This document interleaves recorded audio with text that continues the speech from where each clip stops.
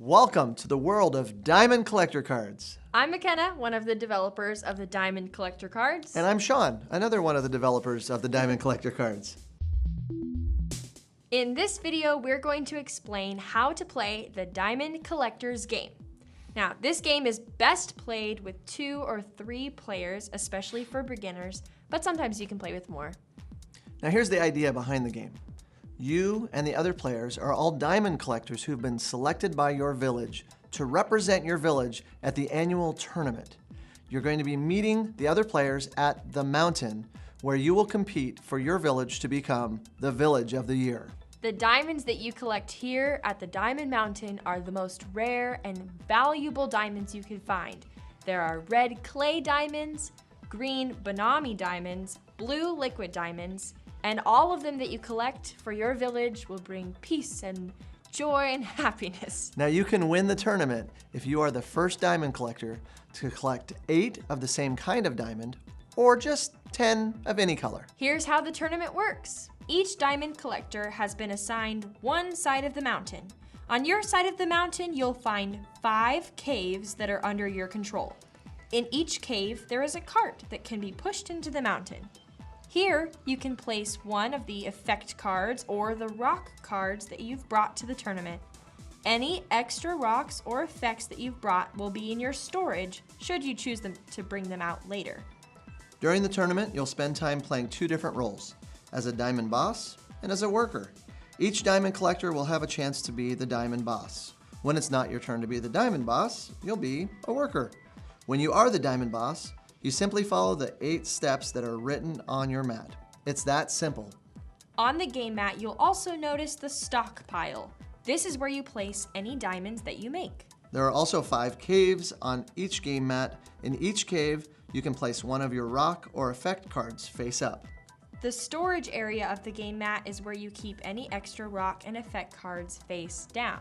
Finally, in the center of all the players is the mountain. Each player places all of their pressure cards face down in a stack near the mountain. The red, green, and blue diamonds, as well as black coal, also start off on the mountain. Let's join in a game that's already in progress and see it in action. At the end of the video, we'll explain how to begin a game, but it will make more sense if you see a game in action first. Okay, in this game, Savannah has just become the diamond boss. You know this because Gabe is handing her the purple gem. Whoever has the purple gem is the diamond boss. You can place the purple gem on your game mat to help you remember which of the 8 steps you're on when you're the diamond boss. Savannah starts by doing step 1, add pressure to the mountain. And here's how she does it. Savannah's pressure cards are all in a stack near the mountain, so she just takes the top pressure card from her stack and places it on top of the mountain. Then she'll add the diamonds and black coal that are shown on the card to the top of the card. That's step 1, add pressure to the mountain.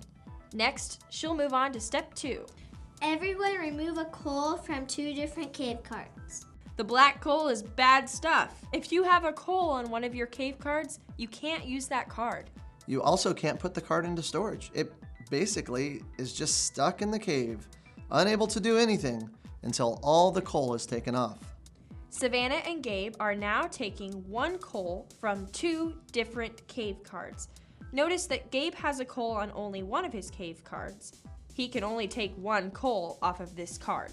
Savannah, on the other hand, has coal on several cards, so she can take coal from 2 different cave cards. That's step 2. Now on to step 3. Everyone take turns activating 1 effect card. Remember, effect cards are the ones that say effect at the top left. At this point, Savannah will activate one of her effect cards if she so chooses. Savannah has 3 effect cards in her cave, so she has a decision to make. Now, one of her effect cards has a coal on it, her boomerang effect, so she can't use that one. Savannah is now looking at her other 2 choices. The Abyss effect card would end the round immediately, and since she's planning to get diamonds this round, she doesn't want to do that. Her other effect card is Robin Hood, which allows her to take diamonds from the player who has the most diamonds, which she would like to do. So she announces, I am going to activate Robin Hood. To understand what each effect card does, simply read the effect card. The instructions are written on each one. Also, at the bottom of each effect card, it explains how to activate that effect. This has to be done first before you can use an effect card. To activate, add 1 coal to all of your face-up cards. Savannah has chosen to activate Robin Hood. So she has added 1 coal to each cave card, just like it says under Activate on the card. Now she gets to do the Robin Hood effect and take a diamond from Gabe. She's choosing to take one of Gabe's diamonds from his stockpile. Ooh, which one will she choose? She's choosing a green one. Smart move, Savannah. Remember, it takes 8 diamonds of the same color to win. And since Savannah has 5 green diamonds already, this makes the most sense. Savannah has activated an effect, and now Gabe gets the same option. He can also activate an effect. So he's looking at his effect cards and deciding that he doesn't want to activate one this time. So he says, I'm not going to activate any effect cards. Now Savannah is moving on to step 4, which is Everyone push 1 rock card. In order to push a rock card, it has to match the pressure that was placed on the mountain. Remember, at the beginning of Savannah's turn, when she placed the pressure on the mountain, she put a certain number of diamonds and coal. Let's look at that pressure again. That's called the active pressure. The active pressure is the pressure card that is on top of the mountain. We can see that this one has 2 red diamonds on it, and it also says B. The active pressure also has 2 coal on it, but that doesn't matter when you're trying to make a match. Gabe looks at the rock cards in his cave. His first rock card can make green or blue diamonds, not red, so that is not a match. Not and a match. He can't push that card. That's right. His second rock card says any, so it could make B grade diamonds. But it says that it can only make 1 diamond. So it doesn't work either. Remember, the active pressure has 2 red diamonds on it. Gabe's final rock card is a match. He can make B grade diamonds, and it says it will make 2 or more red diamonds. Hooray, hooray! Gabe is going to push this card. Notice that he pushes the card forward to indicate that he's going to use this card to make diamonds. Now, Savannah can't push any rock cards. She has a match, but it has coal on it, so she's not able to push this card. And that's the end of step 4. Now we move on to step 5. Everyone put 1 card from the cave into storage. Now, once again, Savannah can't do this. Remember, a card that has coal on it is stuck. It can't be played, and it can't be placed in storage when it has a coal on it. All of Savannah's cards have coal on it, so she can't put any cards away. Gabe, on the other hand, can put one of his cards away. So he thinks about it, and he does. He doesn't want to use his right turn effect card anymore this game, so he puts it at the bottom of his storage card. Savannah moves on to step 6. Everyone take turns putting the top storage card into the cave. Savannah doesn't have an open cave spot, so she can't take a card out. However, Gabe does have an open cave spot, so he brings out the top card from his deck. It happens to be an instant effect. It's an effect card, but it happens as soon as you take it out of storage. We know this because it has orange around the borders and says at the bottom to activate this card immediately. Gabe's effect card is Spring Bonus. Add 1 green diamond from the mountain to your stockpile. Move this card from the game. Now, Gabe does this, which is awesome, but it also means that he now has an empty cave spot. He does not get to take another card from storage. Each step is followed exactly as it's written. Gabe put the top storage card into the cave, and that's all he gets to do. He does not get to put another card from storage into the cave. Okay, Savannah's almost done. She's on to step 7, pay the workers.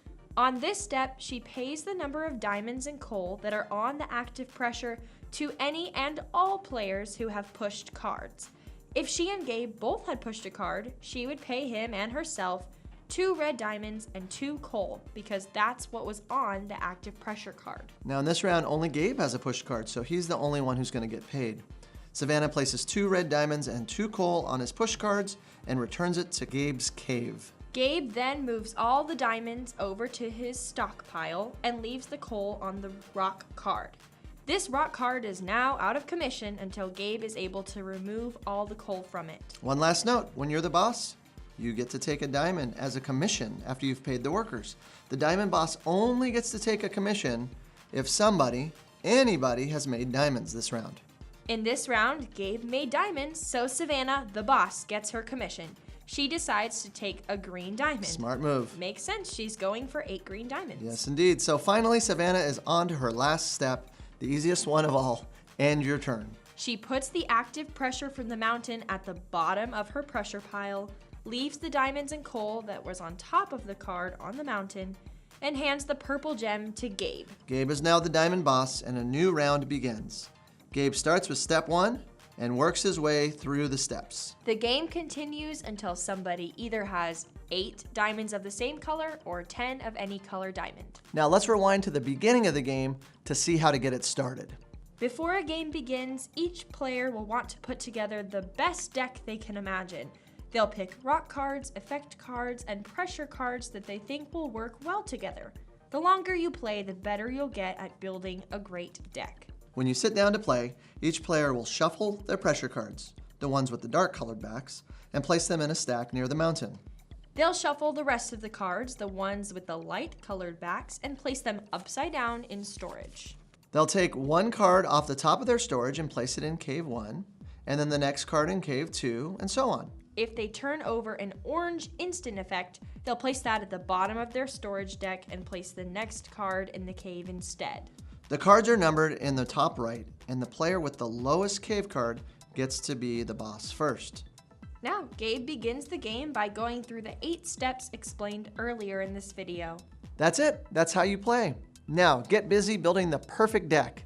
If you want some ideas on how to build a deck, go to diamondcollectorcards.com and click on Trenton's Tips. If you have any questions about the game, let us know. Click the Ask a Question button on diamondcollectorcards.com. And while you're there, you can check out game mats, there are rare cards, there's all sorts of things on there. You can get the diamonds, you can get pre-built decks, amazing stuff. Just check it out at diamondcollectorcards.com.